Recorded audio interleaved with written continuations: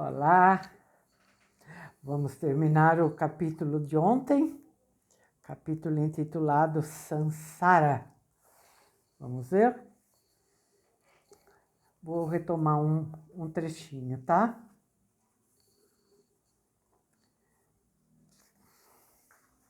O mesmo Siddhartha que jogava fora 10.000 moedas numa só parada e ainda se ria do prejuízo, tornava-se mais e mais duro, mais e mais mesquinho nos negócios. De noite, acontecia-lhe sonhar com o dinheiro. E cada vez que o abominável feitiço se desfazia, cada vez que, ao examinar o seu rosto no espelho da alcova, o encontrava envelhecido e desfigurado, cada vez que o acossavam o asco e a vergonha, voltava ele a fugir, a refugiar-se novamente na jogatina, a entregar-se outra vez no aturdimento da volúpia, do vinho, e saindo dele, a obedecer de novo aos instintos que o mandavam ganhar fortunas e acumular tesouros.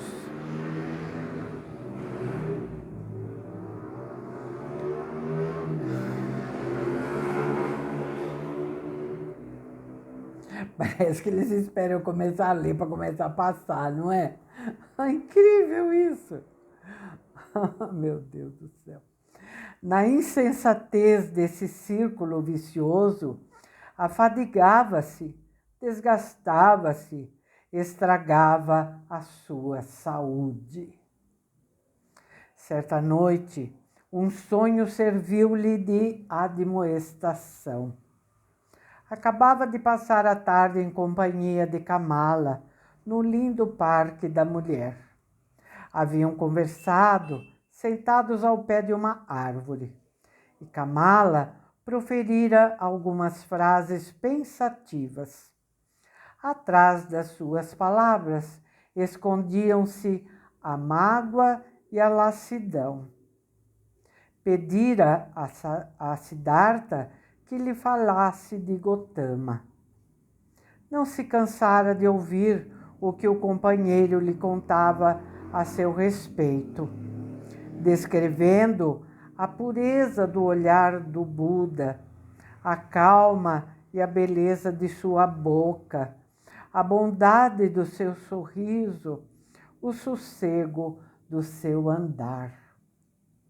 Por muito tempo, insistira com Siddhartha para que lhe narrasse particularidades acerca do Augusto.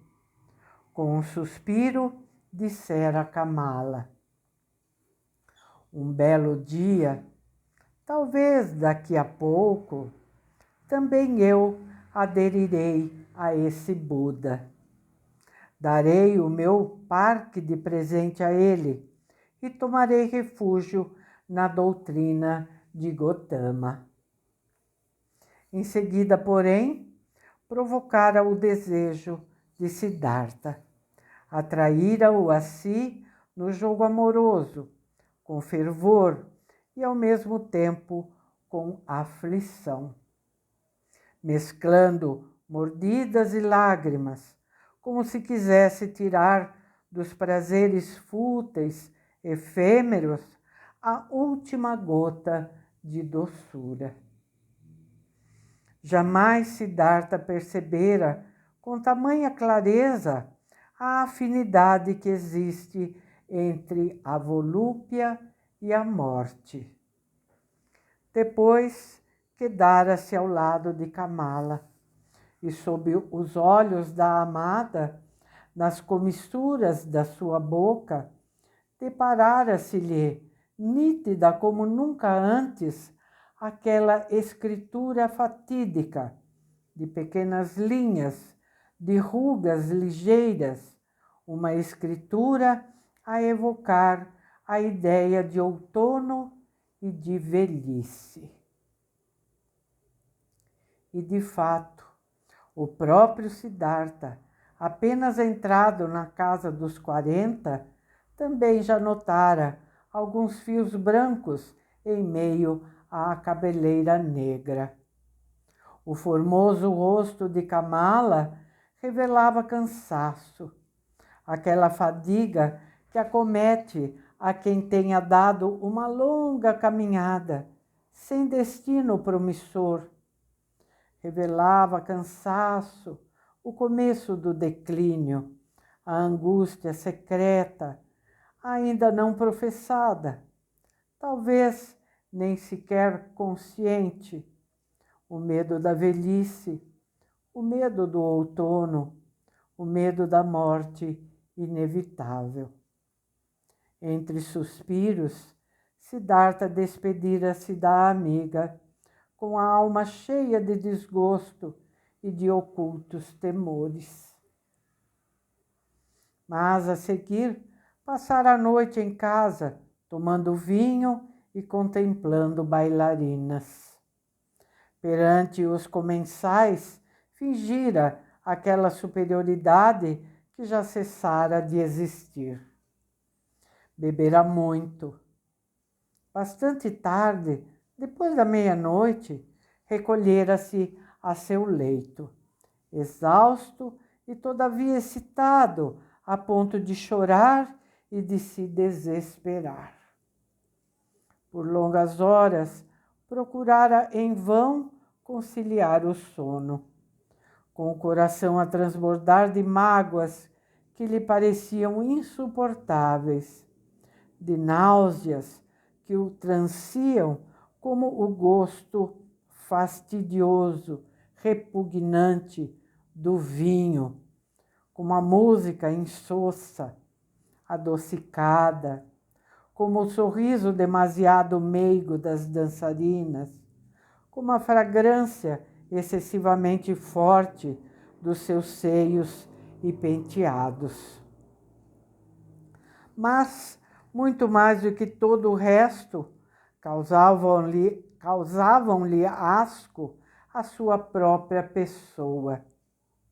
Os cabelos perfumados, o bafo de vinho que sua boca exalava, a flacidez e o mal-estar da sua pele.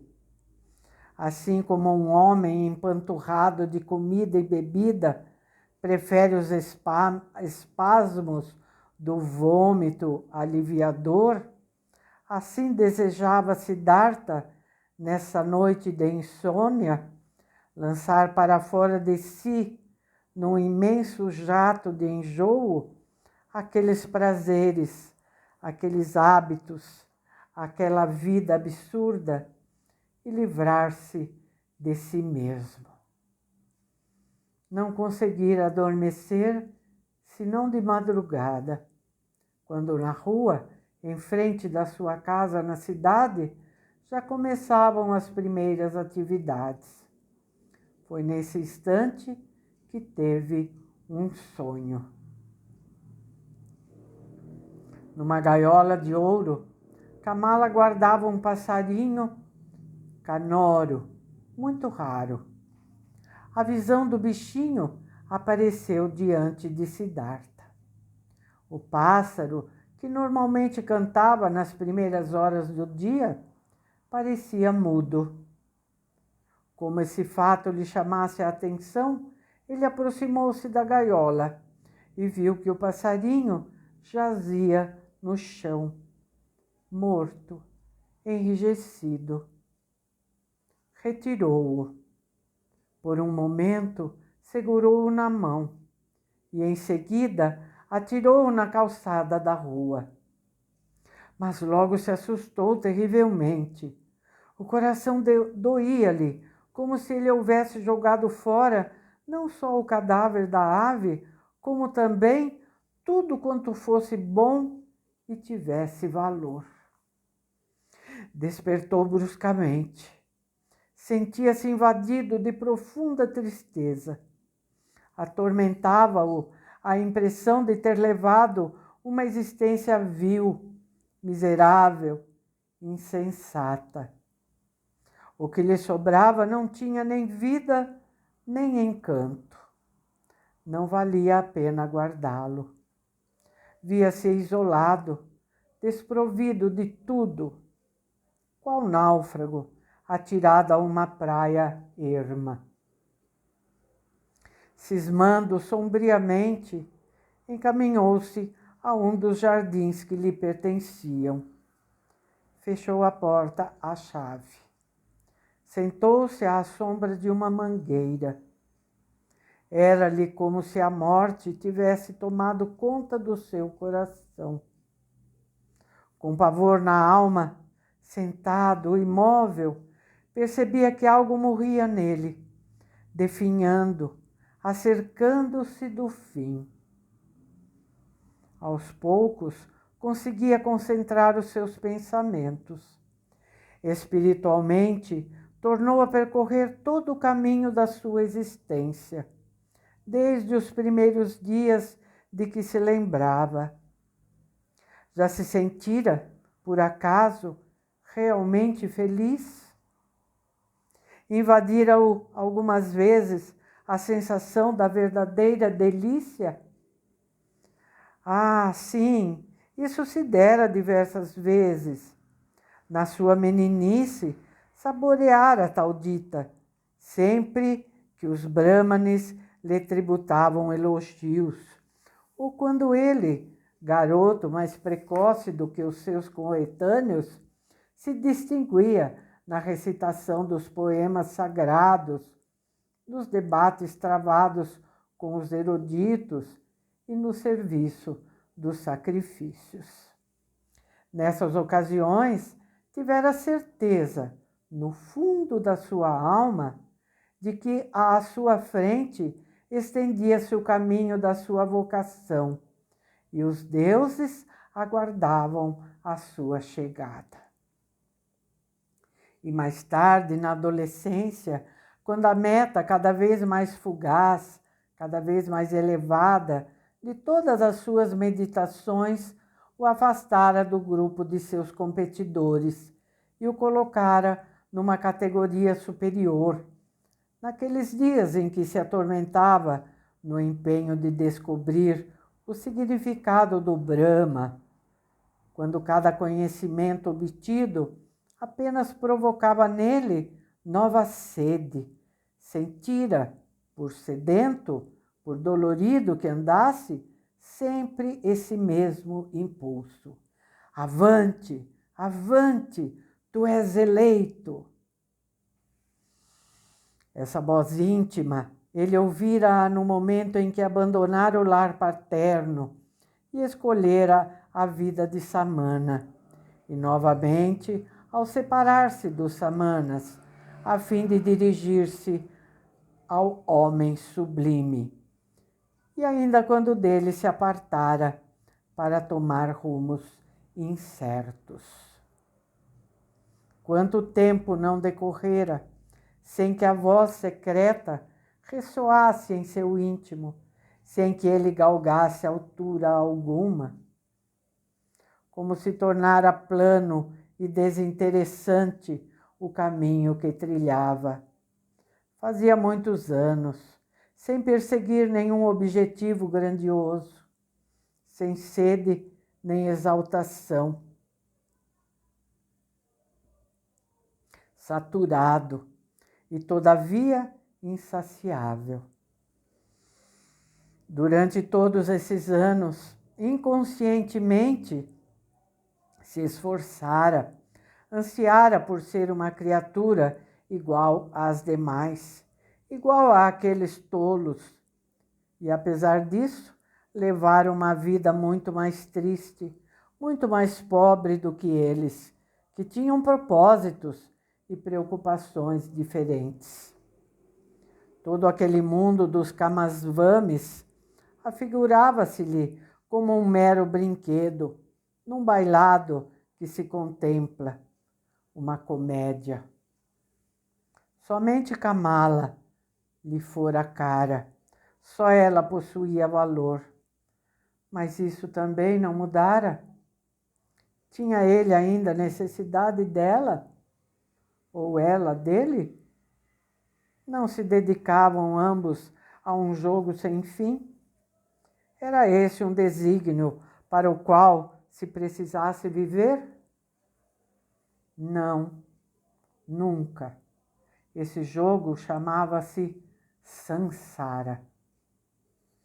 Aqui há a nota do tradutor. Sansara, as vicissitudes do mundo, da vida e da morte da existência humana. A instabilidade e a efemeridade das coisas. A agitação do mundo, a vaidade e a inquietude da vida humana. Isso é Sansara. Então, esse jogo chamava-se Sansara. Um brinquedo para a criança, agradável talvez para quem o usasse uma vez, 2, 10 vezes, mas para que recomeçá-lo sempre e sempre? Nesse instante, Siddhartha deu-se conta de que o jogo terminara, de que jamais poderia voltar a fazer parte dele. Um calafrio perpassou em seu corpo. Sentiu que algo acabava de morrer na sua alma.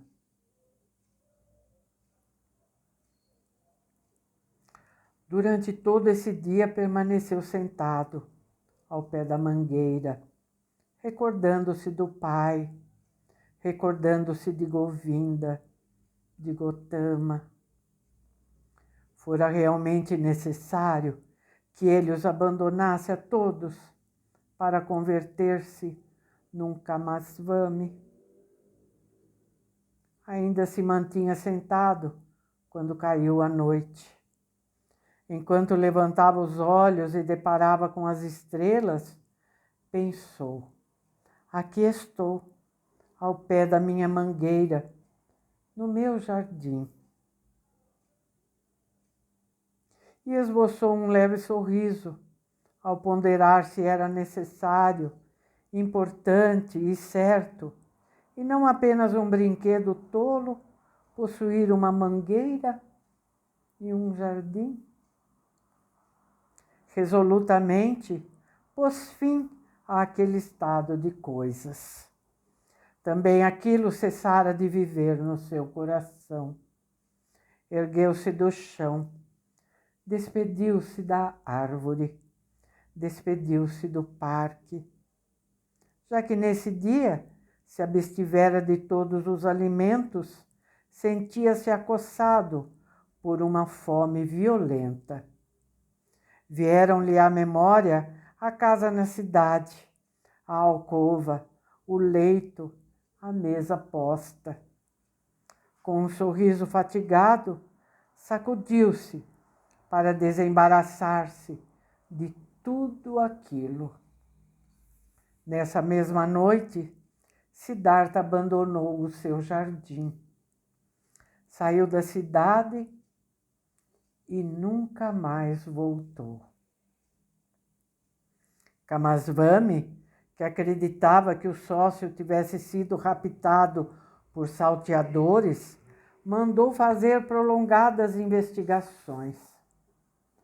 Kamala, porém, não empreendeu nenhuma busca. Ao ser informada do desaparecimento de Siddhartha, nem sequer se admirou. Não soubera ela sempre que isso um dia aconteceria?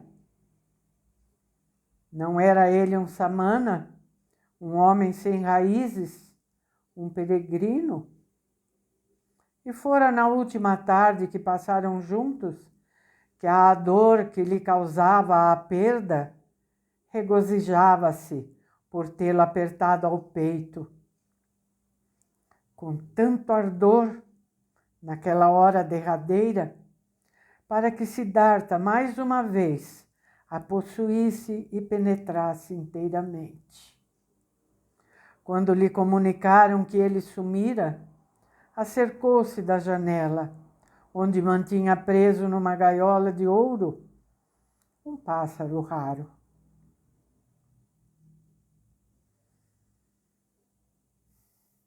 abriu a portinha, retirou a ave e permitiu-lhe que escapasse. Por muito tempo, acompanhou com os olhos o passarinho que esvoaçava. A partir desse dia, nunca mais recebeu visitas. Mantinha cerrada a sua casa. Depois de algumas semanas, porém, verificou que estava grávida. Em consequência do último contato com Siddhartha.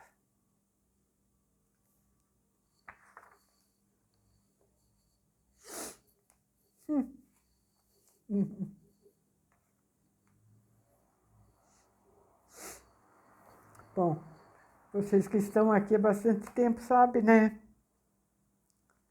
Que tem certos trechos de livros que acabam me emocionando. Esse foi um deles.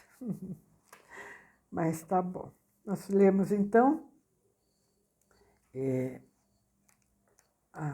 o término desse capítulo intitulado Sansara. Por onde será que anda Siddhartha?